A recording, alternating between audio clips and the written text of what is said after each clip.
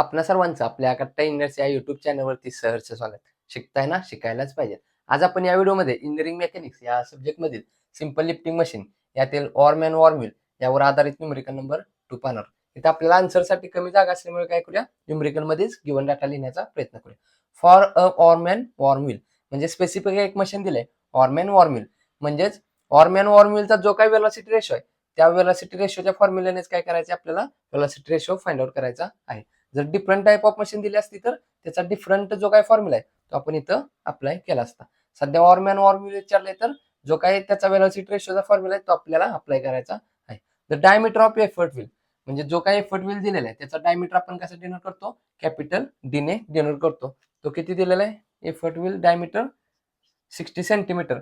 And load drum हा जो काही लोड ड्रम आहे याचा डायमीटर किती असणार आहे, small D, radius small R, diameter small D किती दिलेलं आहे 30 सेंटीमीटर. दोन्ही पण सेंटीमीटर मध्ये युनिट कन्व्हर्जन करण्याची गरज नाही respectively. And number of teeth on warm wheel हा जो काही वॉर्म व्हील आहे याच्यावरती नंबर ऑफ टीथ कसे डिनोट करतो, capital T. Number of teeth कसे करतो, कॅपिटल टी. किती दिलेले आहेत, 16 नंबर्स म्हणजे 60 टीथ दिलेले आहेत. डिटरमाइन एफर्ट, एफर्ट म्हणजेच कॅपिटल पी आपल्याला काय करायला सांगितलं, फाइंड आउट करायला सांगितलेलं आहे. Required to lift a load of 6 kilometre म्हणजे 6 किलोमीटर एवढा लोड लिफ्ट करण्यासाठी आपल्याला एफर्ट पी किती लागणार ते आपल्याला त्यांनी फाइंड आउट करायला सांगितलेलं आहे. म्हणजे हा 6 किलोमीटर काय आहे, लोड डबल आहे. 6 किलोमीटर मध्ये हाय असंच ठेवलं तर आन्सर किलोमीटर मध्ये येणार. जर का याचं कन्व्हर्जन न्यूटन मध्ये केलं तर आन्सर न्यूटन मध्ये येणार. पुढे पाहूया ते इफिशियन्सी 30%. इफिशियन्सी आपल्याला दिलेली आहे किती आहे ती 30%. तर सर्वप्रथम बघा, कॅपिटल डी स्मॉल डी ते दिलंय म्हणजे हा फॉर्म्युला अप्लाय करून काय करू शकतो, velocity ratio V R find out करू शकतो. रेडियस दिली असती तर हा फॉर्म्युला वापरला असता. इथे एफर्ट व्हील न वापरता जर काय हँडल वापरला असतं तर त्याची लेंथसाठी हा फॉर्म्युला अप्लाय केला असता. आणि हा जो एन आहे तो काय असतं, एन म्हणजेच number of teeth on worm. ह्या वॉर्म वरती किती टीथ आहेत ते. जर 1 टीथ असेल तर इथं 1 पुट करायचं, 2 असतील तर इथं 2 पुट करायचं, 3 असतील तर इथं 3 पुट करायचं. सध्या तसं काय दिलं नाही म्हणून 1च घ्यायचं, लिहिलं नाही लिहिलं तरी चालते.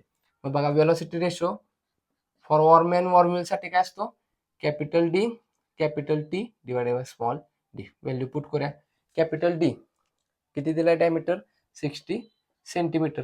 टीथ किती दिलेत 60 इन नंबर्स, ते सुद्धा 60 आहेत, डिवायडेड बाय स्मॉल डायमीटर किती दिलेलं आहे 30 सेंटीमीटर. हा सेंटीमीटर हा centimetre, centimetre centimetre get cancel. जे काय आपलं वेलोसिटी रेशो विहार येणार आहे ते कसं असणार आहे, युनिटलेस. ब्रॅकेटमध्ये 60 into 60 bracket complete divided bye 30. किती आन्सर आलं 120. हा काय असणार आहे आपला वेलोसिटी रेशो वी आर. त्यानंतर आपल्याला त्यांनी काय दिलंय, इफिशियन्सी. हे पहिलं झालं. सेकंड गोष्ट बघा, इफिशियन्सीसाठी फॉर्म्युला काय असतो, output divided by input into 100. Output input दिलेलं नाही. नेक्स्ट फॉर्म्युला काय असतो, mechanical advantage M A divided by velocity ratio V R into 100. हे सर्व फॉर्म्युला पण सिंपल लिफ्टिंग मशीन ऑल फॉर्म्युले यामध्ये एकदम डिटेलमध्ये पाहिले, त्याचे डिस्क्रिप्शन मध्ये लिंक ठेवतो, तिथून तो व्हिडिओ पाहू शकता.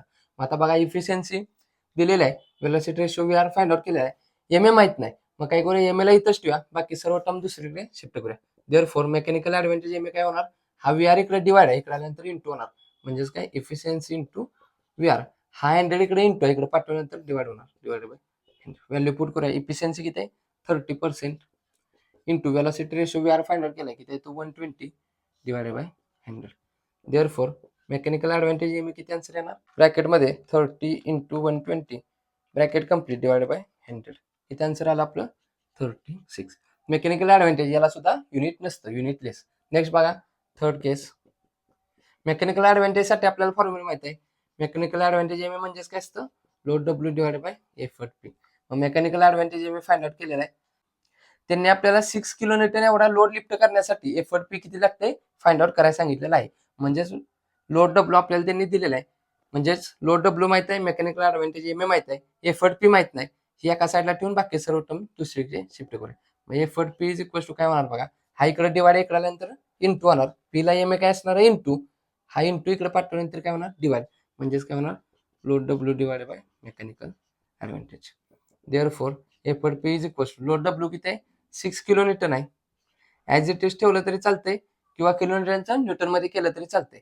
मग किलोमीटरचं न्यूटन मध्ये कसं करतो, दिलेल्या व्हॅल्यूला इंटू 10⁻³ केलं काय होतं किलोमीटरचं न्यूटन, किंवा इंटू 1000 केलं तरी काय होतं किलोमीटरचं न्यूटन. मग इंटू 1000 म्हणजेच काय, 1000 मध्ये 3 झिरो असतात, डायरेक्ट दिलेल्या व्हॅल्यूवरती 30 देऊन मोकळं व्हायचं. हा झाला किलोन्यूटनचा न्यूटनमध्ये convert. Divide by mechanical advantage M किती आहे 36. देअरफॉर एफर्ट पी किती येणार 6000 डिवाइडेड बाय 36. इथे आन्सर आलं आपलं 166.6666 आणि लास्ट 7 आहे म्हणजेच काय करूया 667. आणि एफर्ट पीचं युनिट काय असणार आहे न्यूटन, कारण इथं काय केलंय किलोन्यूटनचं न्यूटनमध्ये कन्वर्ट केलंय. जर किलोन्यूटनचं न्यूटन केलं नसतं, किलोन्यूटन ठेवलं असतं तर आन्सर कसं आलं असतं किलोन्यूटनमध्ये आलं असतं. तसं सुद्धा करूया. Therefore P is equals to हा 6000च्या ऐवजी काय करूया नुसतं 6 ठेवूया म्हणजे 6 डिवायडेड बाय 36. इथे आन्सर आलं आपलं 0.1666.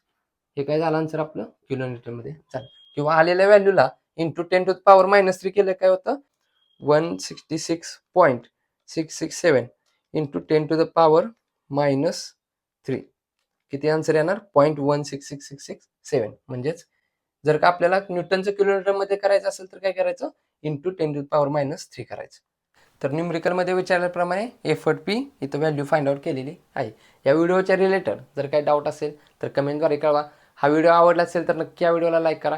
या गोष्टी जास्तीत जास्त आपल्या मित्रांपर्यंत शेअर करत चला, जेणेकरून आपल्यासोबत आपल्या मित्रांचाही चांगला फायदा होईल. अजून आपल्या कट्टा इंजिनियर्स या यूट्यूब चॅनल जर सबस्क्राईब केले नसेल तर सबस्क्राईब करून समोरील बेल आयकॉन दाबा, जेणेकरून असेच नवनवीन व्हिडिओ तुम्हाला सर्वात अगोदर पाहता येईल. तर पुन्हा भेटू याच टाईपवरील न्यूमरिकल नंबर 3 घेऊन. तोपर्यंत आपल्यासोबत आपल्यांची काळजी घ्या. धन्यवाद.